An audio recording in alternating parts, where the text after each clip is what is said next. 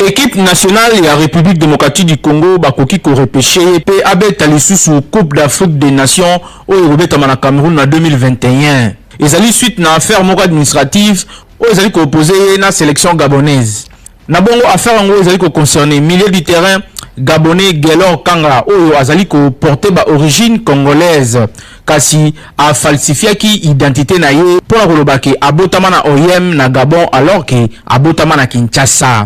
Après élimination, il y a République démocratique du Congo devant les Gabonais lors de la 5e journée de l'éliminatoire Cannes 2021 Oyo et Soukaki na 3-0. Dirigeant, il y a Fédération Congolaise de Football Association FECOFA à travers dénonciation moko basalaki et pas y a ba Congolais na ba réseaux sociaux et aiko salaki ba porter plainte contre Gabon na CAF pour na koluka ko retrouver réparation sur les kambo yango ya fraude. Na affaire yango, il faut préciser que actuel secrétaire général ya FECOFA belge Sitwatala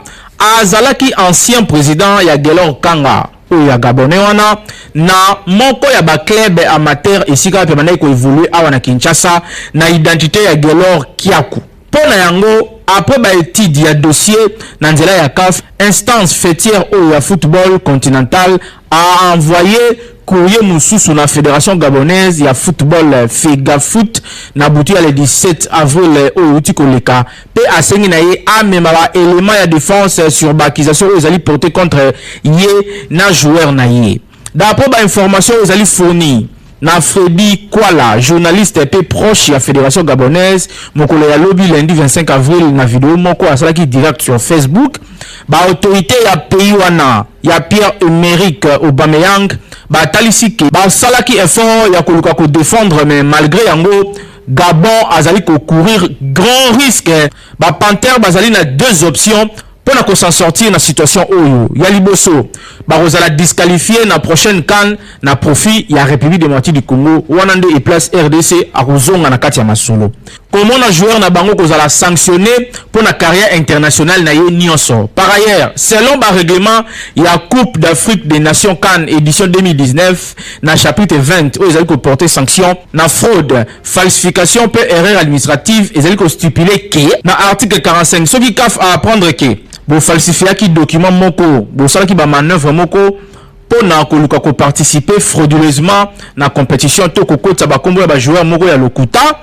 CAF a kofongola enquête moko pour na équipe na bino peso ke salamiki ba fait wana incriminé ezali ya solo CAF a ko suspendre équipe na bino wana pour na ko participer te na des éditions mokoka ya CAN pour na ba erreur administrative na matière ya enregistrement ya joueur association nationale concernée et que la suspendre à ko participer na édition o ezali ko yate ya CAN pe équipe na e kozala éliminer na compétition soki équipe yango ezali nanu en cours yango ezali ko supposer que